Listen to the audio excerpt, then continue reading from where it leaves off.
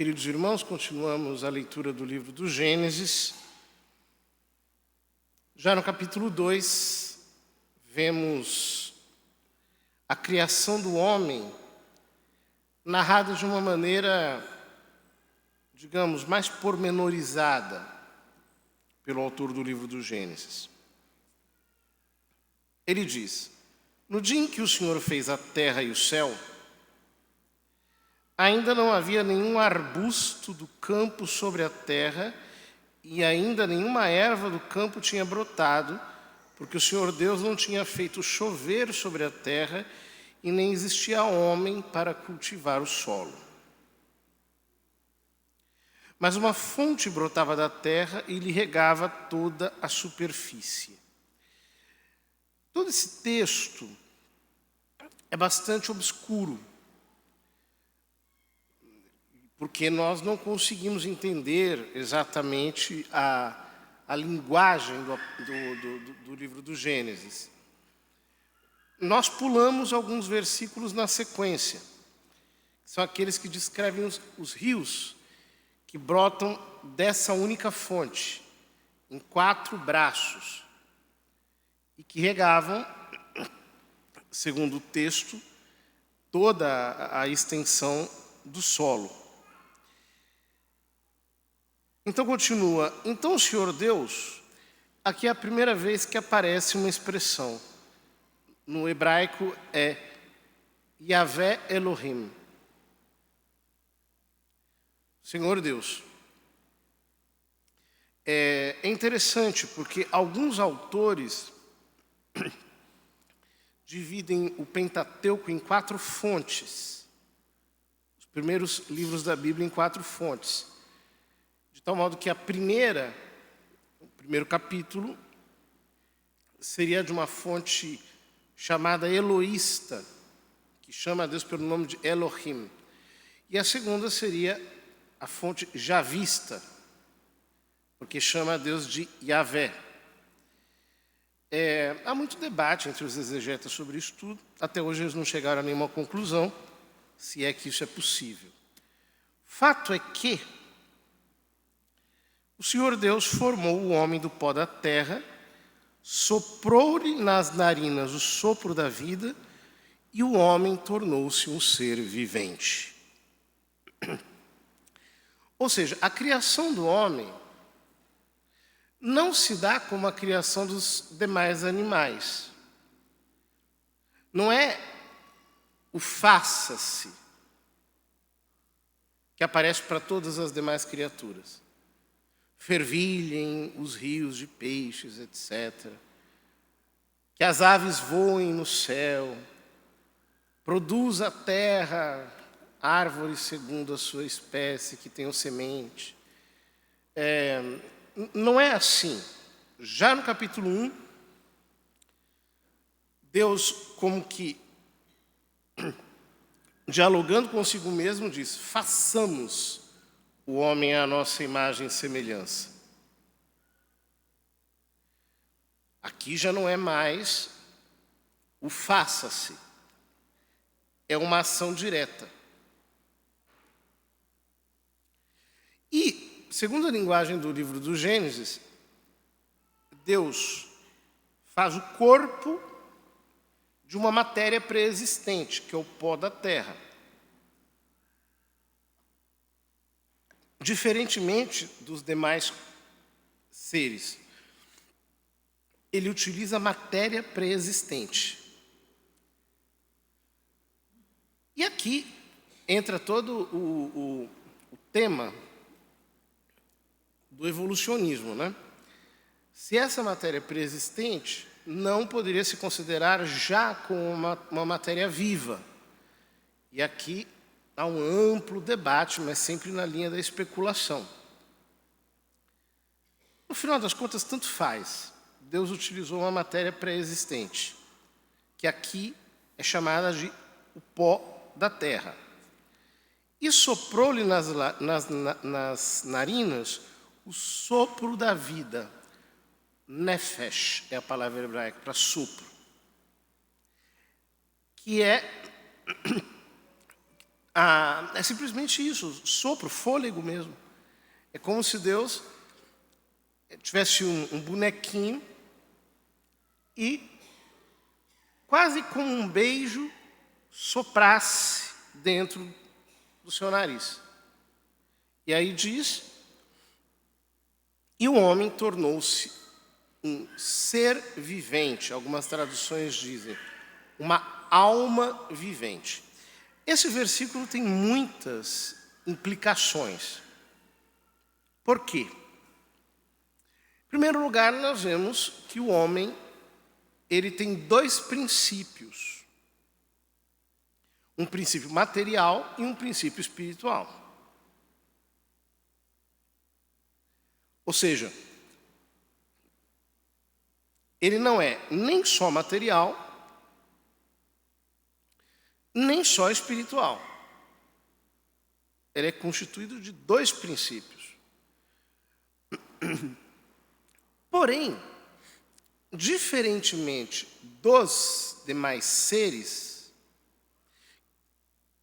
que também são animados, né? Então, os vegetais são animados, os animais, aliás, a palavra animal vem de ânima, que é alma. Né? Ou seja, eles não são coisas, não são, digamos assim, objetos meramente minerais, meramente físicos. Eles têm alma, eles são animados, por isso que eles se mexem, e mesmo as árvores crescem, etc. Só que, no relato da criação desses seres, o corpo e a alma são produzidos juntos. Por quê? Porque no caso desses outros seres, eles têm uma alma mortal. Uma alma que perece junto com o corpo, porque é apenas uma alma sensível, que, no caso dos vegetais, faz com que eles tenham a atividade vital que lhes caracteriza, eles nascem, crescem, reproduzem e morrem.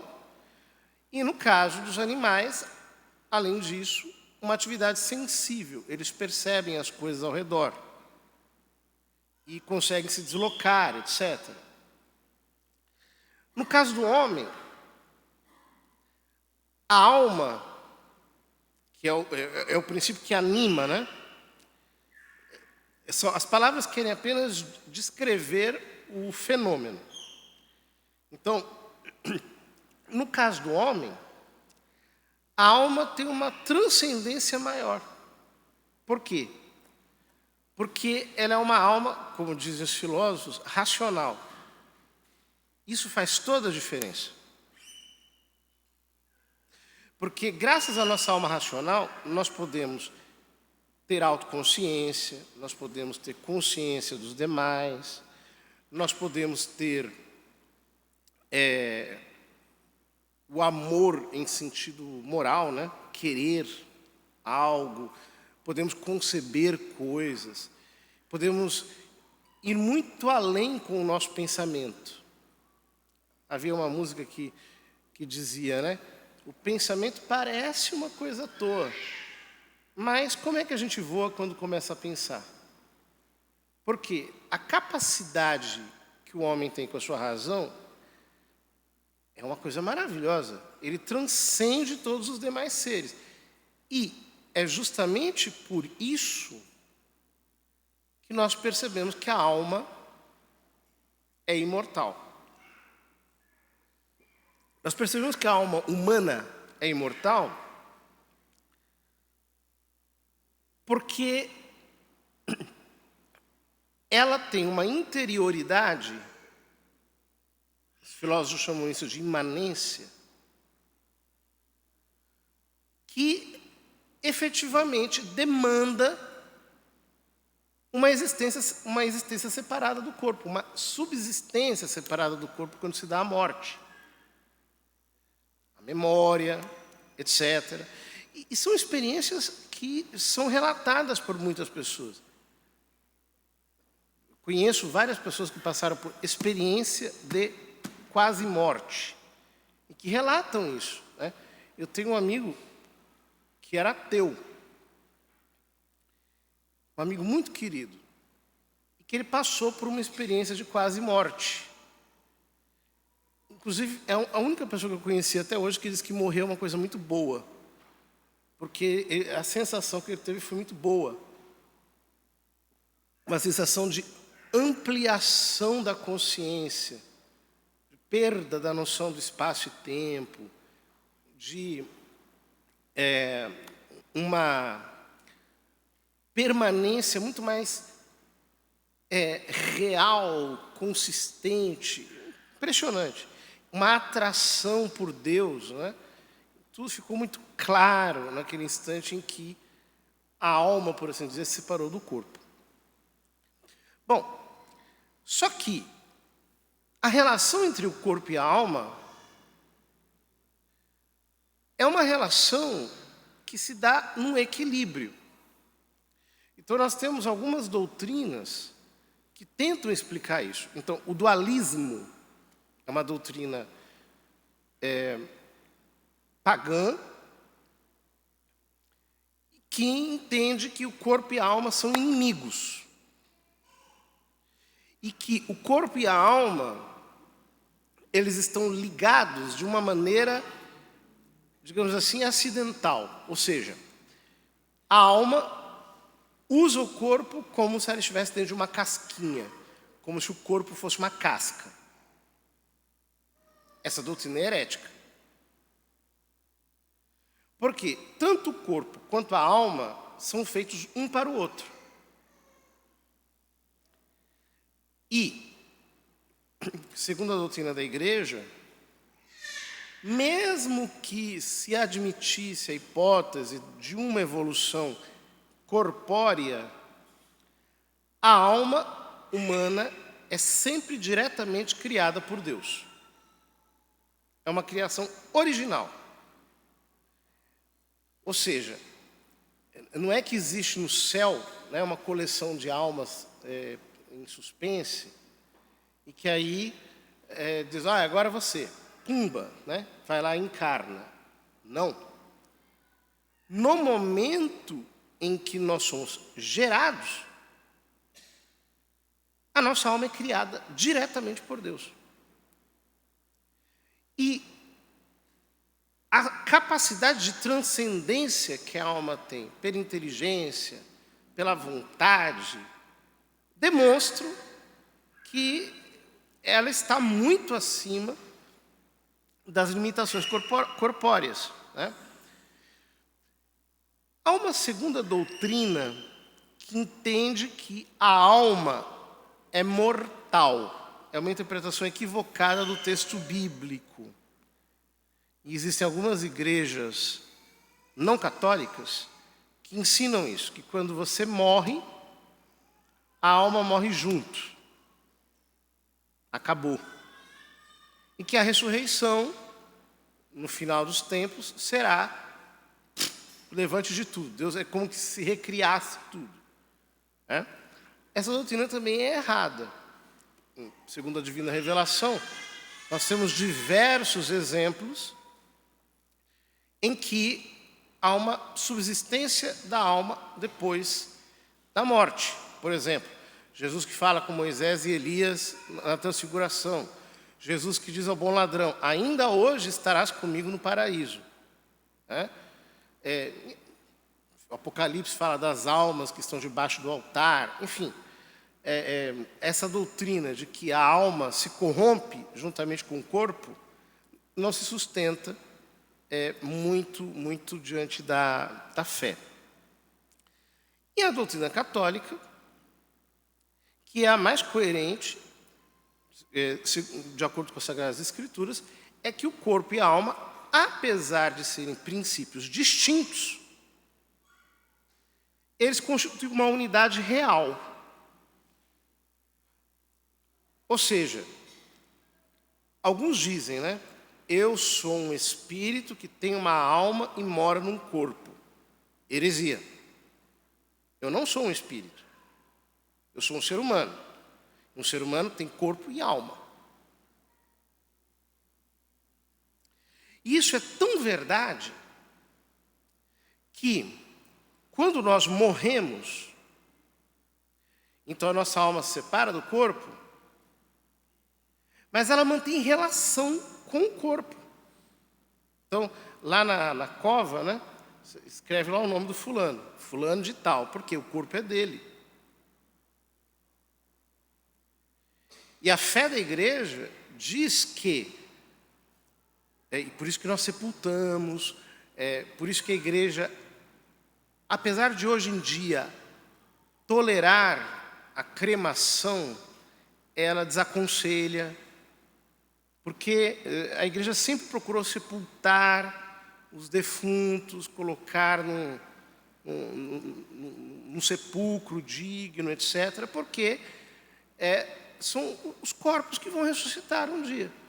O livro do Apocalipse diz que a terra vai devolver os corpos, que o mar vai devolver os corpos. Corpos de quem?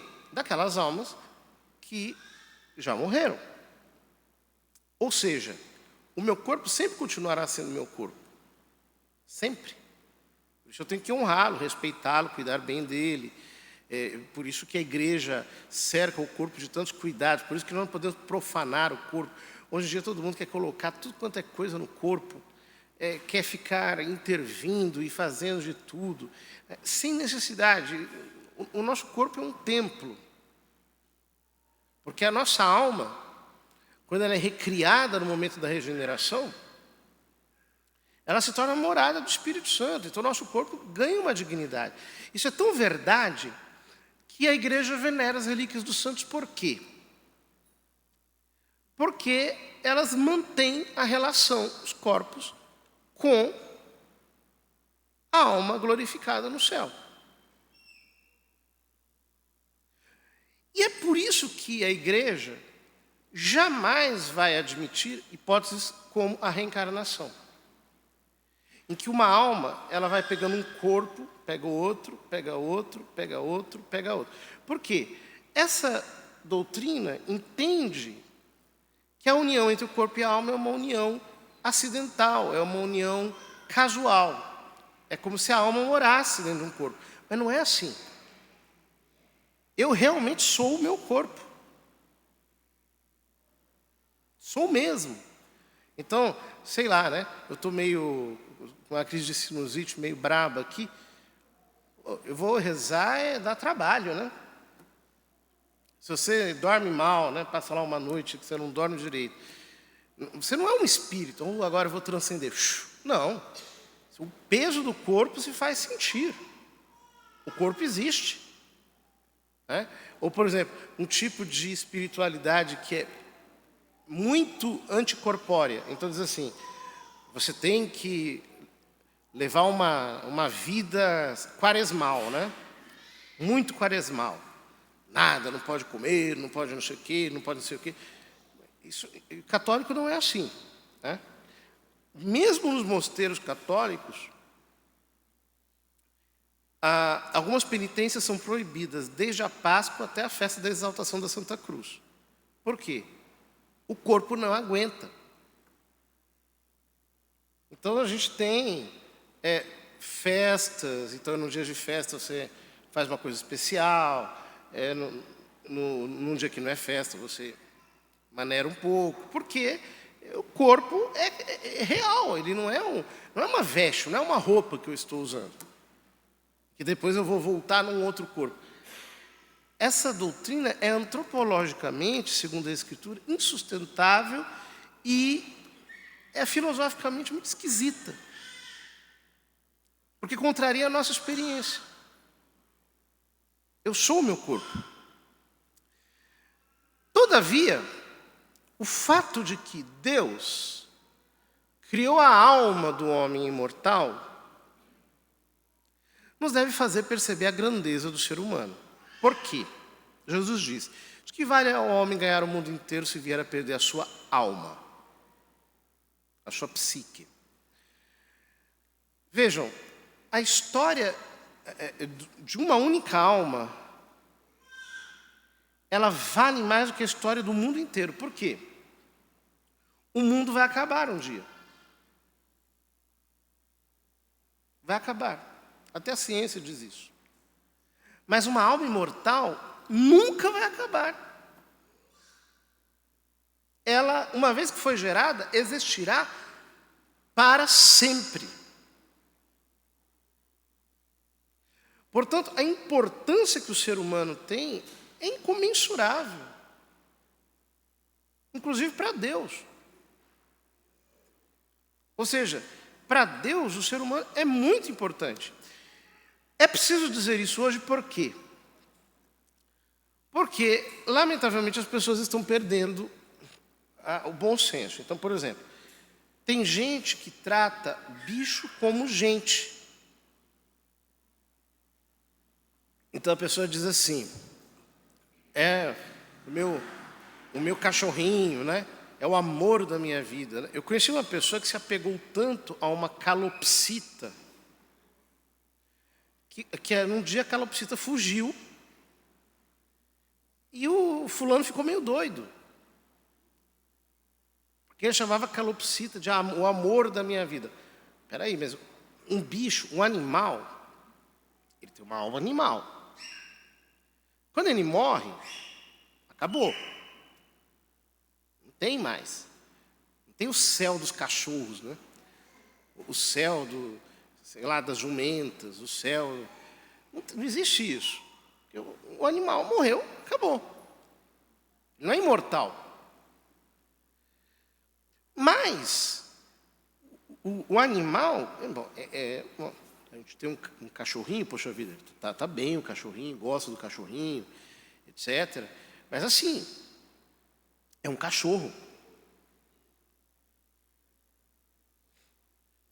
Não é uma pessoa. E as pessoas hoje em dia perderam esse bom senso, né? Um padre me contava esses dias que ele foi entrar num elevador, aí tinha uma mulher com uma cadela no braço, né? E aí a mulher falou assim, o senhor poderia sair do elevador? Porque ela fica nervosa quando tem outras pessoas perto. Aí ele falou, minha senhora, eu estou com pressa, eu preciso subir. Ele entrou no elevador e a mulher ficou conversando com a cachorra. Calma, minha querida, ele não vai te fazer nenhum mal, eu estou aqui com você no meu colo. Como se a cachorra estivesse entendendo português, como se... Quer dizer, as pessoas estão ficando transtornadas, elas perderam o senso da realidade. Isso significa que nós vamos maltratar os animais? Claro que não. Tem que cuidar bem deles, com carinho. Animal sentidor, animal tem emoções. Então, nós temos que cuidar bem deles. Mas, com sensatez. Sem tratá-los como ser humano. A pessoa diz assim, eu tenho 2 filhos. É o Mateus, que é o filho, e a cachorra. Não, desculpa, pai de pet, né? Hoje em dia virou moda, pai de pet. Você não é pai de pet, mesmo. Você não é pai, você não é o pai dele. Para com isso. É um animal, você tem que tratá-lo bem, com carinho, etc, etc. Mas vamos sair do surto. Temos que sair do surto. O ser humano tem uma alma imortal. Essa alma imortal vale mais do que o universo inteiro. E nós temos um corpo unido a essa alma de uma maneira substancial que tem que ser honrado, preservado, tem que ser tratado com dignidade, etc, etc, etc. Isso é tão verdade que o relato diz que depois o Senhor Deus plantou um jardim em Éden, ao oriente, e ali pôs o homem que havia formado. Ou seja, Deus cria o paraíso para o homem. Mas o Senhor Deus fez brotar da terra toda sorte de árvores de aspecto atraente, de fruto saboroso ao paladar. A árvore da vida no meio do jardim e a árvore do conhecimento do bem e do mal, que não estava no centro do jardim. Era uma outra árvore. Ou seja, a árvore da vida, a árvore da comunhão, fala da nossa vida de união com Deus, de amor para com Ele. Segundo alguns pais da igreja, como ela carrega o símbolo da imortalidade, fala de um estado anterior ao pecado em que o homem gozava de certos privilégios espirituais, até físicos. E do outro lado, a árvore do conhecimento do bem e do mal, a árvore da gnose do bem e do mal. Depois nós vamos entender melhor isso quando chegar ao capítulo 3. O Senhor Deus tomou o homem e colocou no Éden para o cultivar e guardar. E aqui vem o mandamento do trabalho. Ou seja, mesmo no paraíso, o homem, ele não é uma espécie de vagabundo que fica ali, né, simplesmente comendo frutas. Não, ele tem que trabalhar. Ele foi posto para trabalhar e guardar. O que nos mostra que está intimamente conectada com a nossa dignidade, a capacidade de produzir. Todos nós gostamos de produzir, de acrescentar novidades, de inventar algo, de criar, de fazer. E como isso é bom, uma pessoa que sabe fazer alguma coisa. Eu tenho profunda admiração, né? Esses dias eu estive aqui à borracharia, vi lá aquelas pessoas trabalhando. É uma coisa extraordinária que saibam fazer aquilo. O homem pode fazer isso. O homem é o único que tem um polegar destacado, né? Isso nos permite pegar as coisas. Isso nos permite trabalhar com elas, justamente por causa da nossa inteligência. Nós podemos fazer. Como é difícil uma pessoa, por exemplo, que abriu mão dessa vocação natural ao trabalho, que fica o tempo todo sem fazer nada, assistindo televisão, vendo séries no Netflix, etc. Não faz nada de útil. É natural que essas pessoas se deprimam, enfim. E o Senhor Deus deu ao homem uma ordem dizendo: podes comer de todas as árvores do jardim, mas não comas da árvore do conhecimento do bem e do mal, porque no dia em que fizeres, sem dúvida morrerás. A primeira proibição da Bíblia: não coma daquela árvore. Por quê? Aquela árvore especial? Não. Deus mostrou a sua soberania dando uma proibição. Nesta árvore você não toca. Todas as demais são suas. Nesta aqui não. E assim ele mostra a sua soberania. Que é importante, porque as pessoas, elas pensam assim, né? Eu tenho que fazer o que eu quero. Elas não querem obedecer. Elas acham que o ideal da liberdade é permanecer a vida inteira fazendo a própria vontade. E não é isso. Porque eu tenho que reconhecer que, na realidade, existe uma ordem. Deus é soberano. Então, o que Ele manda fazer é bom. E o que Ele proíbe de fazer é mal. E nós precisamos obedecê-lo, porque Ele é soberano. Nós temos que reconhecer a sua soberania, reconhecer que a nossa vida inteira vem dele. A Bíblia, toda parte desse princípio. O homem é uma criatura efêmera, que tem uma grandiosidade gigantesca dada por Deus, mas em si mesmo é indigente. E ele depende de Deus para tudo. E ele jamais pode perdê-lo de vista. E é por isso que Deus faz questão de manter a sua soberania, dando uma proibição. Imagine, uma só proibição. Não havia outra. E o homem não soube lidar com uma única proibição. Por causa disso nós temos tantas proibições hoje, né? Não pode comer sal, não pode comer gordura, não pode comer carboidrato, não pode fazer isso, não pode fazer aquilo, não pode fazer aquilo outro. Porque é sempre assim. Quando nós desobedecemos uma proibição fundamental, nós temos que pagar a conta, e aí vai vir 10 outras.